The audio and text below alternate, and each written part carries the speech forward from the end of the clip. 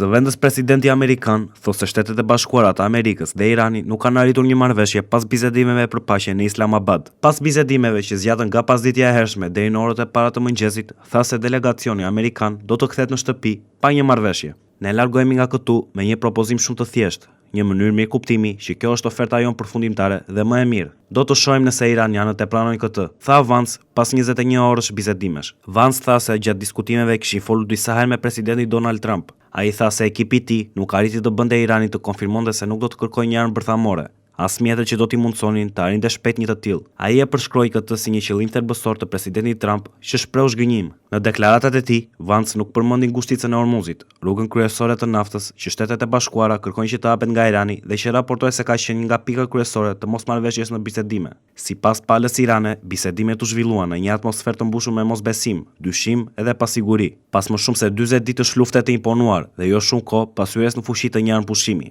Nuk duhej të kishin pritur që në fillim se mund të arrinin një marrëveshje, u shpreh Teherani. Në një postim në X, kryeparlamentari iranian Mohamed Ghalibaf shprehet se delegacioni iranian paraqiti iniciativa me vizion për të ardhmen, por pala kundërshtare në fund nuk arriti të fitojë besimin e delegacionit iranian në këtë raund negociatash. Ministri i jashtëm i Pakistanit ka thënë se është e domosdoshme që të dy palët të vazhdojnë të respektojnë armëpushimin, megjithse të dyja palët tashmë janë akuzuar reciprokisht për shkeljen e tij. Izraeli dhe Libani pritet të ulen në këtë të marrë në Washington për bisedime direkte, në një përpjekje historike për të ulur tensionet dhe për të hapur një rrugë marrëveshjeje.